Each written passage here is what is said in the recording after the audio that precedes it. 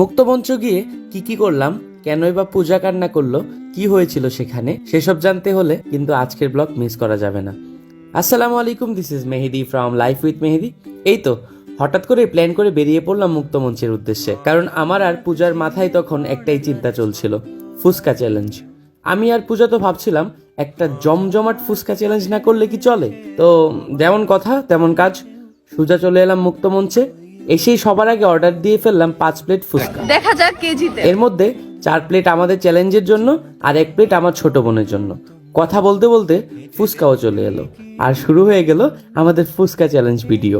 কে জিতলো সেটা জানতে হলে কিন্তু অবশ্যই আমার পেজ ভিজিট করতে হবে, সেখানে অলরেডি ভিডিও আপলোড করা হয়ে গেছে, দেখতে একদম ভুলবেন না যেন। তবে ভাই, পূজার অবস্থা কি বলবো, বেহাল দশা। ঝালে মেয়েটা একদম কান্না করছিল, দেখতেই পাচ্ছেন। কিন্তু তবুও চ্যালেঞ্জ তো চ্যালেঞ্জই। যাই হোক, ফুচকা চ্যালেঞ্জ শেষ করে সেখান থেকে আমরা আবার এলাম গান শুটের চ্যালেঞ্জে। এটাও খুব শীঘ্রই আপলোড হবে। পূজা অবশ্যই ট্রাই করছিল আমাকে ডাইভার্ট করার। তারপর গেলাম বক্সিং এর ওখানে, আমি আর পূজা দুজনে বক্সিং প্র্যাকটিস করলাম। আচ্ছা, এটাকে এক্স্যাক্টলি কি নামে ডাকে কমেন্টে জানান তো। যাই হোক ভাই, কি বলবো, হাসতে হাসতে আজ একজন পাগল হয়ে গেছি। সত্যি বলতে আজকের সময়টা দারুণ কাটলো। এমন হাসি মজা আর চ্যালেঞ্জের একটা দিন সব ক্লান্তি দূর করে দেয় একদম। তো আর কি, আজকের মতো এখান থেকেই বাড়ি ফিরলাম। দেখা হবে পরে কোনো ব্লগে। টাটা।